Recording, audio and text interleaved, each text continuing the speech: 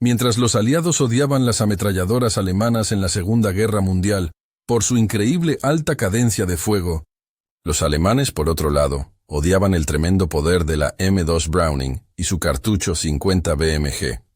Después de todo, no recibió apodos como trituradora de carne y Kraut por nada. Pero la verdadera historia es en realidad mucho más oscura y, como puedes imaginar, después de ser alcanzado por una de esas balas, mucho más espantosa. Bien, volvamos atrás para explicar por qué y cómo se creó lo que resultó ser la M2. En la Primera Guerra Mundial se comprendió cuán importantes eran las ametralladoras efectivas, pero en ese momento las ametralladoras disparaban la misma munición que los fusiles de infantería. Y cuando aparecieron nuevas maravillas del campo de batalla, como los primeros aviones blindados y tanques, mostraron la necesidad de algo con un golpe más fuerte. Así, el general John Pershing pidió específicamente una nueva ametralladora que pudiera destruir esas cosas mucho más efectivamente que las ametralladoras de calibre 30 que tenían. Esa solicitud fue entregada a John Browning, el diseñador de armas más famoso de América. Recibió los requisitos para crear una nueva ametralladora que disparara una bala de media pulgada a una velocidad superior a 2.700 pies por segundo. Un salto significativo respecto a todo lo que había diseñado antes. Luego tomó su ya confiable ametralladora refrigerada por agua, M1917, calibre 30 y básicamente la amplió para disparar un cartucho nuevo mucho más grande. Ese nuevo cartucho también era una versión ampliada del 3006, con el requisito específico de ser sin reborde para una alimentación más fluida y con algo de inspiración del cartucho alemán capturado de fusil antitanque de 13,2 milímetros. Se convirtió en el 50 BMG o 12,7 por 99 milímetros. No lo sabían en ese momento, pero habían creado uno de los cartuchos más efectivos, que pronto tendría un amplio uso en el campo de batalla. Después de varios ensayos, el primer prototipo estuvo listo para las pruebas y pronto entró en producción como la M921, una ametralladora pesada refrigerada por agua destinada principalmente al uso antiaéreo. Fue probada para ver dónde más podía utilizarse. Al principio no parecía prometedora. Los infantes no podían manejarla, ya que era demasiado pesada para cargar.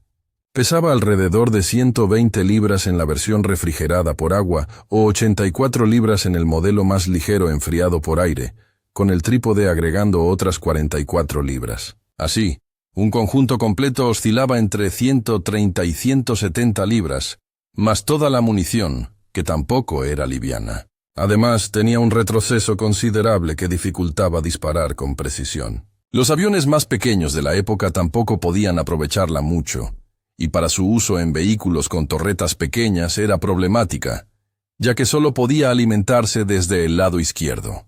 Por lo tanto, al principio su único uso real fue como arma antiaérea costera, pero nadie podía imaginar cómo todo iba a cambiar pronto. John Browning murió en 1926, pero el desarrollo continuó y su diseño fue perfeccionado. Se cambiaron partes internas para que la alimentación pudiera alternarse entre el lado izquierdo o derecho, simplemente cambiando la tapa superior, y se desarrolló un receptor universal al cual se podía montar un cañón refrigerado por agua, un cañón pesado enfriado por aire o un cañón ligero para uso en aviones. Este concepto comenzó a verse prometedor, y con otras mejoras menores, el arma recibió la designación de ametralladora M2 Browning. Durante este tiempo, otras naciones adoptaron armas más pesadas como cañones de 20 o 30 milímetros, pero los estadounidenses creían que la alta velocidad y adaptabilidad del calibre 50 aún la harían efectiva. Así que continuó en producción. Su verdadera eficacia se comprobaría cuando comenzó el nuevo conflicto global, y la M2 se convirtió en la legendaria Madus. Calibre 50 o simplemente la 50, como pronto la llamarían los soldados. Madus, si no lo sabías, proviene de las palabras Mother y Deus, es decir, dos, algo así como la madre de las ametralladoras. Y resultó ser bastante cercano a eso. Cuando estalló la Segunda Guerra Mundial, los Estados Unidos ya tenían M2 sirviendo en múltiples roles: armas fijas en aviones, antiaéreas montadas en barcos, bombarderos o vehículos, y por supuesto en trípodes para uso de infantería. Eficaz contra casi cualquier cosa que se encontrara en el campo de batalla. Su uso principal al principio fue en aviones, con cañones más ligeros y una cadencia de fuego aumentada de alrededor de 500 a unas 1200 disparos por minuto. Recuerda, esta es casi la misma cadencia que la alemana MG-42, aunque en la M2 era solo para ráfagas cortas y afinada para el combate aéreo, donde las ventanas de disparo eran breves. En algunas configuraciones la M2 alcanzó niveles absurdos. Por ejemplo, el bombardero B-17 Flying Fortress usaba M2 para protección contra cazas enemigos. En el modelo G llevaba hasta 13 de ellas, montadas en configuraciones dobles en varias torretas. El cazabombardero P-47 Thunderbolt tenía 8, 4 en cada ala. Mientras que el Douglas A-26 Invader llevó esto más allá con, escucha esto, hasta 18 M2, 8 en el morro, 4 en cada ala y 2 en la torreta. La M2 demostró de inmediato ser una mejora significativa respecto a las ametralladoras más ligeras de calibre 30 al inicio de la guerra, ofreciendo un buen equilibrio entre cadencia de fuego y poder por disparo, más que suficiente para derribar un caza o bombardero enemigo. Podía atravesar bloques de motor fácilmente, especialmente con munición perforante, y cuando varias disparaban al mismo tiempo, era peligrosa para cualquier cosa en el campo. Los cazas estadounidenses ametrallaban locomotoras, vehículos blindados e incluso tanques con gran efectividad, ya que el blindaje del techo siempre era más delgado. Muy pronto, la versión de cañón pesado se volvió indispensable en casi todos los tanques y vehículos, y en cualquier lugar donde pudiera montarse. Ya en 1945, se habían producido millones de M2, convirtiéndola en la ametralladora más fabricada de la historia. Los alemanes estaban frustrados porque las ametralladoras pesadas estadounidenses estaban simplemente por todas partes. Esto también hizo que cada ataque de aviones a baja altura o bombarderos en picado, como el Stuka, fuera mucho más arriesgado, porque casi cada jeep, semioruga o tanque tenía una 50. Por eso en los tanques, la M2 se montaba en la parte trasera de la torreta y era operada por un soldado de pie sobre el motor, pudiendo disparar hacia arriba en caso de ataque aéreo, aunque el artillero quedaba fuera de la relativa seguridad del tanque. Antes de entrar en batalla, una explicación en caso de que alguna vez te hayas preguntado por qué el cañón de Browning retrocede al disparar. La M2 funciona con el principio de retroceso corto, donde el cañón y el cerrojo comienzan bloqueados juntos y retroceden como una unidad después del disparo. Eso mantiene la vaina soportada mientras la presión sigue siendo alta, evitando que se rompa durante la extracción. Después de retroceder unos 10 milímetros, el cañón se detiene y el cerrojo continúa hacia atrás por sí solo, extrayendo y expulsando la vaina. Mientras se mueve, comprime el muelle recuperador que empuja el cerrojo hacia adelante otra vez, alimentando una nueva bala desde la cinta. La introduce en la recámara y dispara de nuevo, repitiendo el proceso mientras se mantenga presionado el gatillo. Ahora, hablemos de cómo los alemanes veían a estas armas y por qué odiaban las 50 por varias razones. La primera y más obvia es que los estadounidenses comenzaron a depender cada vez más del poder de fuego abrumador como su táctica principal. Y los alemanes, por supuesto, estaban aterrorizados por eso. Los estadounidenses nunca sufrieron escasez de munición como los alemanes, y parecía que cualquier cosa con ruedas o alas en el campo de batalla tenía al menos una ametralladora pesada. Recibir disparos de calibres 50 no es ni por asómolo, mismo que recibir proyectiles de calibres menores, y además tienen un alcance muy superior al de las ametralladoras más ligeras. Basta mirar la diferencia entre la bala Mauser de 8 milímetros que disparaba la MG-42 y la calibre 50 al lado. La calibre 50 entrega entre 5 y 10 veces más energía que todas las demás armas usadas por la infantería. Así que, si luchabas desde una casa, por ejemplo, los muros de hormigón o ladrillo ya no te protegerían. Los proyectiles los atravesarían y te matarían. O si no lo hicieran con el primer disparo, una ráfaga más larga concentrada en un mismo punto colapsaría todo el tramo del muro, o despedazaría tu búnker de sacos de arena. Incluso carros mejor blindados como el Panzer IV, al recibir fuego pesado de calibre 50, podían permitir que algún proyectil entrara, especialmente por el lateral o la parte trasera, o podían sufrir daños en ópticas o orugas, o quedar la torreta bloqueada. Tanques ligeramente blindados japoneses en el Pacífico, por ejemplo, fueron destruidos con facilidad por las 50s, sobre todo cuando cargaban en Banzai, lo que ocurrió en varias ocasiones. Sorprendía a los tripulantes estadounidenses que les abrían fuego con todo lo que tenían. Hay también un tema controvertido sobre la 50 en la Segunda Guerra Mundial. El mito de que fue prohibida por los convenios de Ginebra por su efecto devastador en el cuerpo humano. Eso es un mito, pero el efecto en el cuerpo no está exagerado. Básicamente, si te alcanza una 50 en cualquier parte del cuerpo, o vas a perder esa parte si la supervivencia sin ella es posible, o vas a morir. Y muchos soldados alemanes tuvieron la mala fortuna de presenciarlo. Cuando la energía de la 50 BMG se transfirió a un cuerpo humano, creó un efecto tan espantoso que no podemos describirlo aquí por las normas de la plataforma, pero seguro te haces una idea. Si puede destrozar un muro o una sandía, imagina lo que hace a un cuerpo humano. Ahora entiendes la preocupación de los soldados alemanes. Adaptaron sus tácticas para neutralizar las posiciones estadounidenses de ametralladoras pesadas, pasando de asaltos directos a eliminarlas con francotiradores, carros de combate o fuego indirecto de morteros y artillería. Y además, los alemanes no tenían nada parecido. Su ametralladora pesada de guerra era la MG-42 o la MG-34 montada en el trípode Lafette, que se consideraba la configuración de ametralladora pesada. Y aunque el trípode Lafette era ingenioso y daba a las ametralladoras alemanas extrema precisión y mayor alcance, la bala Mauser de 8 milímetros que disparaban no tenía ni de lejos el pegada de la 50 BMG. Lo más parecido que tuvieron los alemanes a la M2 fue su ametralladora pesada de 13 milímetros, pero se usaba solo en cazas.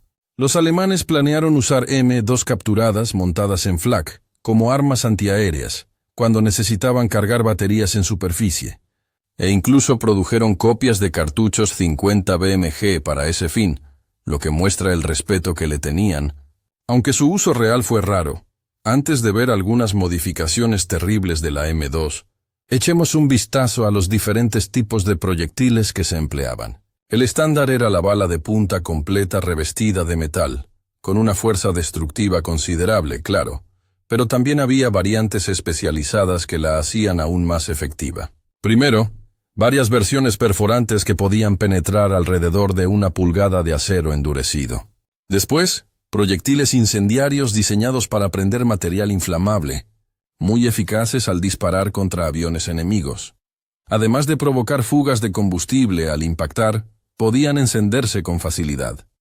También existían proyectiles perforantes e incendiarios que combinaban ambas funciones.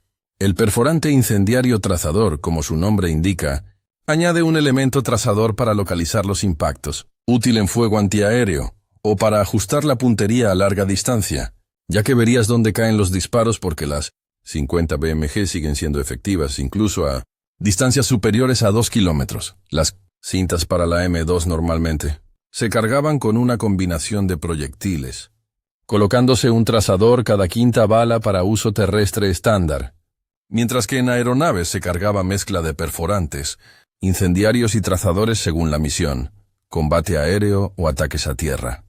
Tras la Segunda Guerra Mundial se desarrollaron proyectiles curiosos, como el multiuso Ralphos, que combinaba todo en un cartucho con núcleo de tungsteno perforante, además de una pequeña carga explosiva e incendiaria que también producía fragmentación. Se comporta como un proyectil de 20 milímetros, pero en paquete 50 BMG. Luego está el SLAP, Saboted Light Armor Penetrator, penetrador ligero con sabot, que funciona como proyectiles perforantes de mayor calibre usados por carros. Lleva un penetrador subcalibrado de material muy denso, normalmente tungsteno, y mejora mucho la penetración, siendo eficaz contra vehículos ligeramente blindados o helicópteros. Sin embargo, suelen emplearse en fusiles de francotirador porque no es una munición barata para disparo automático, Y ya que hablamos de francotiradores, el cartucho 50 BMG impresionó tanto a los militares estadounidenses que se construyó un fusil alrededor de él. El ejemplo más famoso viene de Carlos Hathcock, el legendario francotirador de la Guerra de Vietnam, que experimentó montando una mira telescópica en una M2 para efectuar disparos únicos a larga distancia donde los fusiles de francotirador de calibre menor no eran tan eficaces. Incluso logró bajas confirmadas así con una M2 telescópica. Eso inspiró y condujo más tarde a la creación del Barrett M82, el llamado fusil antimateriel en 50 BMG, que se hizo famoso en el ejército estadounidense. Este video sobre la 50 no estaría completo sin mencionar el llamado Quad 50. Cuando una ametralladora pesada no basta, pues tomas 4 y las montas en una plataforma única y la apuntas a lo que quieras que desaparezca. Esta es la M45 Max con montaje cuádruple. Creada originalmente para defensa móvil contra aviones a baja altura, la 50 BMG servía para derribar aviones, pero su problema era la baja cadencia de fuego y la corta ventana que tenía el artillero para acertar a un blanco rápido. Así que la multiplicaron por 4 y ahora cada segundo se disparaban unas 40 balas. Los alemanes tenían un concepto similar pero más potente con sus cuádruples cañones antiaéreos de 20 milímetros. Un sistema mucho más pesado y específico para defensa aérea, mientras que el Quad 50 era más simple y versátil. Una torreta accionada eléctricamente podía girarla rápidamente y elevarla hasta 90 grados para poner el objetivo a la vista. Podía colocarse en tierra por sí sola o montarse en vehículos. No pasó mucho hasta que alguien orientó el Quad 50 contra blancos terrestres, especialmente cuando los aliados dominaron el aire y dejaron de preocuparse tanto por la Luftwaffe. Se usaron también para apoyo a la infantería, y el efecto de 450 disparando en un mismo punto es devastador. Este Quad 50 sobrevivió a la guerra y vio combate en Corea y Vietnam. Incluso se montó creativamente en camiones para proteger convoyes de emboscadas. Los artilleros de calibre 50 de la Segunda Guerra Mundial tuvieron, y hasta hoy tienen, un poder de fuego serio en sus manos. Pero eso tenía un coste. El enemigo hacía todo lo posible por deshacerse de ellos cuanto antes. Así, pronto atraían la atención del adversario por su sonido de disparo distintivo, el humo y los fogonazos del cañón. No sé por qué, pero durante mucho tiempo los artilleros de 50 en vehículos y tanques no tuvieron protecciones que los defendieran de fuego ligero enemigo. Se estandarizaron mucho más tarde, ya en la Guerra de Vietnam. Y ni siquiera los Humvees en conflictos más modernos tenían escudos hasta que las pérdidas terribles por francotiradores o en combate urbano obligaron a implementarlos. Entonces empezaron a fabricar torretas, y más tarde estaciones de armas remotas como las CRWS que resolvieron el problema. Ahora, en lugar de sacar la cabeza y el torso para disparar, el artillero dispara con un joystick y cámara desde la seguridad del vehículo y emplea tecnologías avanzadas como telémetros láser, visión nocturna, cámaras térmicas, etc. Se diseñan incluso para funcionar no solo con 50s, sino con otras ametralladoras o lanzagranadas automáticos. En cuanto a la M2 Browning, es fascinante hasta dónde llegó partiendo de un arma que al principio no prometía mucho. Tanto que aún hoy se usa con solo cambios y mejoras menores sobre el mismo diseño base de hace más de un siglo. El cambio más visible reciente fue la configuración M2A1, con sistema mejorado de cambio de cañón, supresor de fogonazo y seguro manual, pero por lo demás sigue siendo, más o menos, la misma arma. Dije lo mismo sobre la MG42. Qué fascinante que un diseño tan antiguo se mantenga vigente en versión modernizada. Pero al investigar para este tema me di cuenta de que la M2 es aún más antigua, con raíces en la Primera Guerra Mundial, y sigue siendo una plataforma y un calibre muy útiles sin previsión de retirada en el horizonte para ninguna de las dos.